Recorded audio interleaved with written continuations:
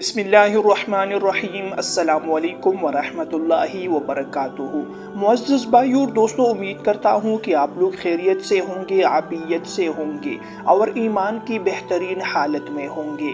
اللہ تبارک و تعالیٰ سے دعا کرتا ہوں کہ آپ کی جتنی بھی پریشانیاں ہو، مشکلات ہو، آپ لوگوں کی تمام پریشانیاں اور مشکلات دور ہو جائے۔ آپ لوگوں کی جتنی بھی دعائیں ہیں اور حاجات ہیں، اللہ تعالیٰ اپنے فضل و احسان سے آپ کی ہر دعا کو، ہر حاجت کو قبول فرما دے۔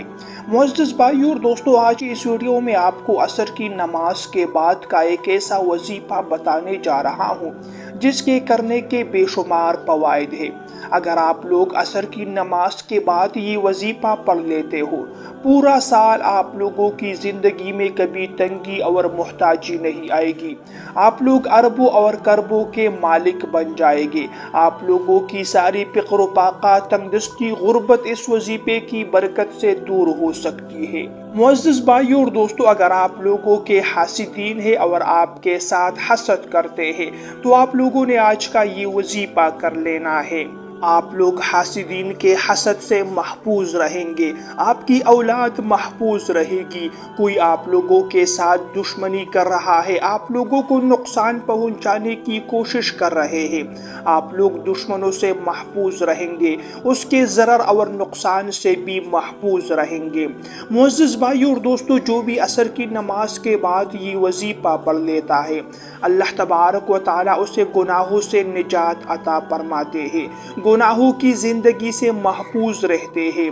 وہ انسان شیطان اور نفسانی خواہشات سے بھی محفوظ رہتا ہے۔ معزز بھائیو اور دوستو، وظیفہ کا طریقہ بتانے سے پہلے ایک چھوٹی سی گزارش کر لیتا ہوں۔ اگر آپ لوگوں نے ابھی تک میرے چینل کو سبسکرائب نہیں کیا ہے تو مہربانی کر کے چینل کو ضرور سبسکرائب کیجئے گا۔ ویڈیو آپ لوگوں کو پسند آئے تو ویڈیو کو بھی ضرور لائک کیجئے، جزاکم اللہ۔ محترم بھائیو اور دوستو، آج کا وظیفہ جو ہے وہ نماز عصر کے بعد کا ہے، یعنی جب آپ لوگ عصر کی نماز مکمل کریں اس کے بعد آپ لوگوں نے بیٹھنا ہے اور یہ وظیفہ کرنا ہے۔ وظیفہ کرنے کے لیے عصر کی نماز کا پڑھنا بہت زیادہ ضروری ہے۔ اگر کوئی انسان نماز عصر کے پڑھنے کے بغیر یہ وظیفہ کرے تو پھر وظیفہ اسے کچھ فائدہ نہیں دے سکتا۔ اسی وجہ سے آپ لوگوں سے کہہ رہا ہوں کہ آپ لوگوں نے عصر کی نماز ضرور پڑھ لینی ہے۔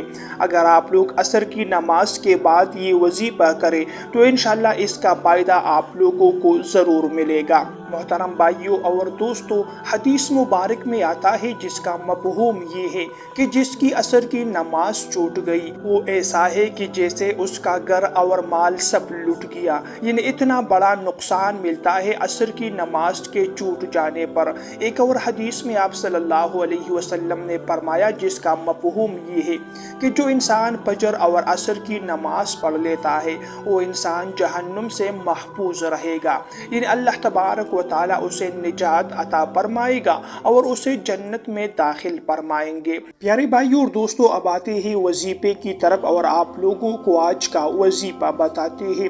محترم بھائیو اور دوستو، آپ لوگوں نے کرنا یہ ہے کہ جب آپ لوگ عصر کی نماز ادا کریں تو آپ لوگوں نے مصلی پر بیٹھنا ہے، قبلہ کی طرف رخ کر کے اتحیات کی شکل میں بیٹھنا ہے۔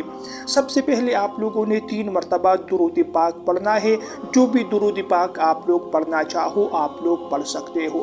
3 مرتبہ جب آپ لوگ درود پاک پڑھیں اس کے بعد آپ لوگوں نے 100 مرتبہ اللہ تعالیٰ کے 2 نام پڑھنے ہیں، یا اللہ یا رحمان، یا اللہ یا رحمان۔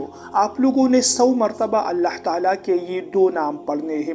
آپ لوگ تسبیح کے دانوں پر بھی پڑھ سکتے ہو، اپنے ہاتھ کی انگلیوں پر بھی پڑھ سکتے ہو، جیسا آپ کو آسان لگے۔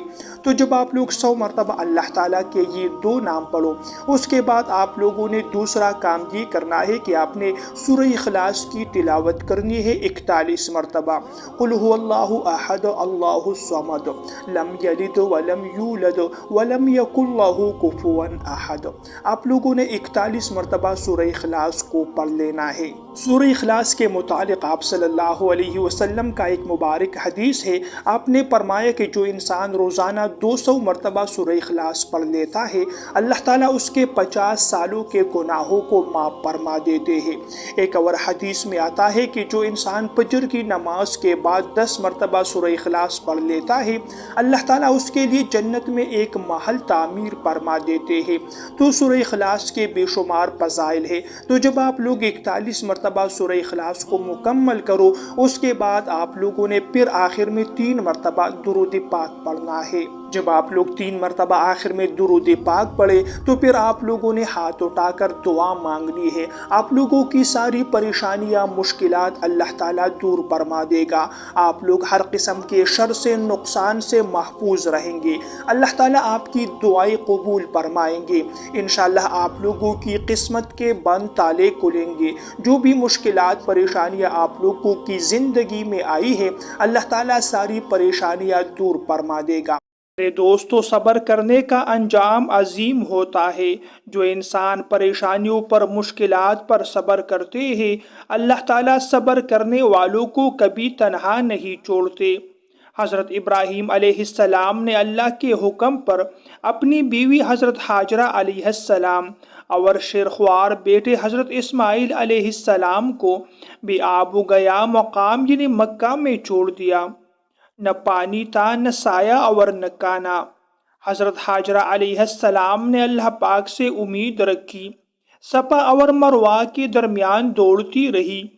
इसी कुर्बानी के नतीजे में ज़मज़म का चश्मा जारी हुआ, जो आज तक दुनिया को सैराब कर रहा है।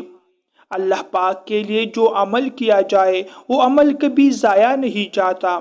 सब्र और तवक्कुल पर अल्लाह पाक रिज़्क़ के ख़जाने खोल देता है। एक मरतबा हज़रत अली करमल्लाहु वजहहु एक औरत के दरवाजे पर आए। पूछा, क्या तुम्हें किसी चीज़ की हाजत है? औरत ने कहा, मेरी हाजत सिर्फ अल्लाह पाक के साथ है। हज़रत अली रज़ी अल्लाहु ताला अन्हु बहुत खुश हुए और इरशाद फरमाया, अल्लाह ताला ने तुम्हें गनी बना दिया, क्योंकि तुम सिर्फ उसी से मांगते हो। बाद में हज़रत अली रज़ी अल्लाहु ताला अन्हु ने अपने हाथों से उसके लिए खाने का इंतज़ाम किया। जो अल्लाह ताला से मांगता है वो किसी इंसान के दर पर नहीं झुकता और अल्लाह ताला उसको गनी कर देता है। हज़रत हसन बसरी रहमतुल्लाह अलैहि का एक कौल है, फरमाते हैं अल्लाह पाक अपने ख़ास बंदों को तंगी देता है ताकि वो उसकी तरफ पलटे, और जब वो रुजू करते हैं तो अल्लाह पाक ऐसी जगह से रिज़्क़ देता है जहाँ से उन्हें गुमान भी नहीं होता। और यही बात कुरान पाक में है, वमन यत्तक़िल्लाह यजअल लहू मख़रजा व यर्ज़ुक़हू मिन हैसु ला यहतसिब। रिज़्क़ अल्लाह पाक के हाथ में है, वो जिसे चाहे बग़ैर हिसाब देता है। मोहतरम भाइयों और दोस्तों, ये थी मेरी आज की वीडियो। अगर वीडियो पसंद आए तो लाइक और शेयर करना मत भूलिएगा। अगली वीडियो तक के लिए आप लोगों से इजाज़त चाहता हूँ। अल्लाह निगहबान।